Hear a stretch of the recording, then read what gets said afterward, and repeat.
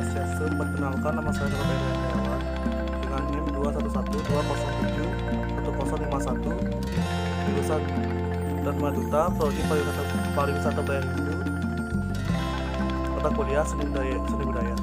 Baik, di sini saya akan menjelaskan tentang tradisi Ngonca. Tradisi Ngonca adalah sebuah tradisi menumbuk padi di Kabupaten Bone dengan menggunakan media ulu yang terbuat dari batang kayu berbentuk bulat dan memanjang dan lesung atau kantungan.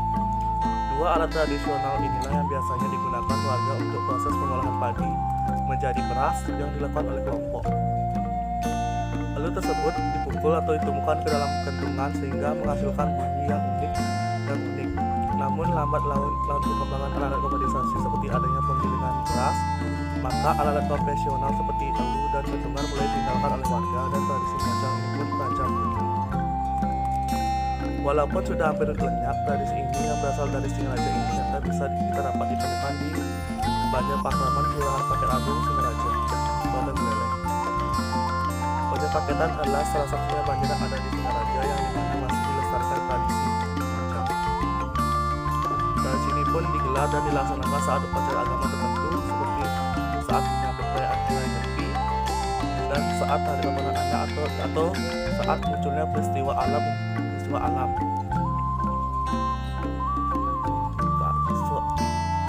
Untuk langkah pelestarian warisan budaya leluhur ini juga diadakan lomba sehingga menjadi sebuah hiburan, bahkan bisa menjadi daya tarik wisata. Yang cukup menarik lagi, tradisi tersebut digunakan saat upacara fitriyati atau yaitu pada upacara ngaben. Ngaben adalah ritual yang harus dilakukan oleh umat Hindu pada saat mengalami kematian. Selain itu, upacara ngaben ini sangat disakralkan oleh umat Hindu karena jika salah dalam kegiatannya bisa berakibat fatal. Dalam upacara ngaben, tradisi Ngonca ini disisipkan pada saat pemandian mayat dan mengantarkan mayat ke tempat peristirahatannya yang terakhir yaitu kuburan. Berbarengan dengan proses itu, maka peserta yang sudah ditugaskan untuk menjadi pengayat tradisi Ngonca ini akan bersiap-siap dan segera memukul kantungan dengan ulu. Tradisi Ngonca ini disebutkan pada upacara ngaben dengan tujuan dengan sarana komunikasi kepada roh-roh leluhur mereka.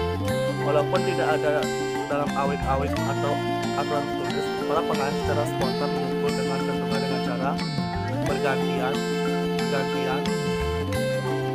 dan menghasilkan irama yang indah dan harmonis. Selain itu, mereka menganggap bahwa setiap nada irama yang dihasilkan dengan alunan yang dipukul itu memiliki makna yang sangat sakral. Dalam alunan yang dipukul itu memiliki makna memainkan tradisi ini dari para pengayah yang seluruhnya diikuti oleh kaum wanita. Ini menggunakan pakaian adat tebal dengan kain di kepala. Biasanya peserta akan menggunakan pakaian dengan warna yang serupa.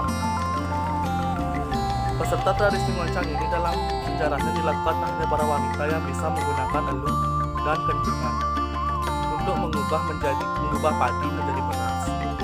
Namun sekarang tradisi Ngoncang ini dilakukan oleh kaum pria.